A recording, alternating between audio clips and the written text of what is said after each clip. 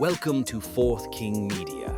Today we present a story of legacy, not just in land, but in identity, determination, and family.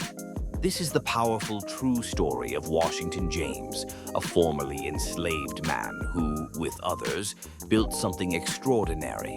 The plantation, over 1,500 acres of Black-owned land in Pee South Carolina, that still echoes with history. In 1872, just 7 years after the Civil War, Washington James, known as Wash, purchased 700 acres of land from the estate of Samuel Ferdinand Gibson. But this wasn't just about one man. It was the start of something bigger, a collective movement of formerly enslaved men and women reclaiming land, identity, and dignity. This land, later known as the plantation, became a symbol of Black perseverance in Marion County.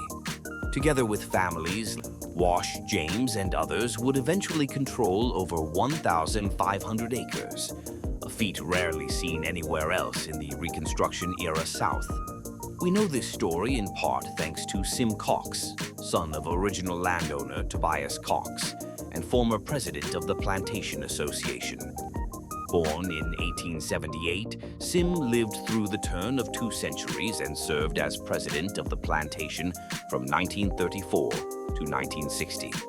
At 96 years old, Sim recounted with pride how the land was purchased, about $2.50 per acre from the Gibson family, and how his generation worked the land and harvested timber just to pay the taxes. We would sell enough timber so that the taxes could be paid. It's been a long time since anyone had to pay out of their own pockets. The land, it's passed on by blood. Ain't nothing to take it but the tax. The community included descendants of Wash James, Tobias Cox, Laura Samuel, and others. Many believed to have been enslaved on Gibson plantations before emancipation. And while oral tradition claimed the land was gifted, documents prove otherwise.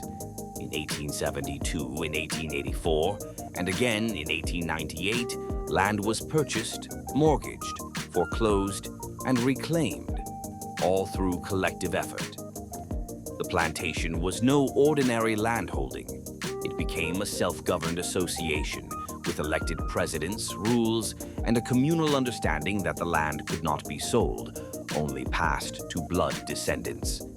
Sim Cox called it a quasi-commune, where families farmed, lived, and worked together.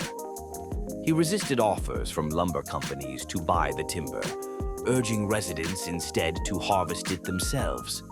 If a company comes, they'll clear the land, and it'll be 100 years before you get the timber back. They didn't listen. Sim believed in the land. He believed it represented the sacrifice and survival of those who endured slavery. But even in his old age, he worried.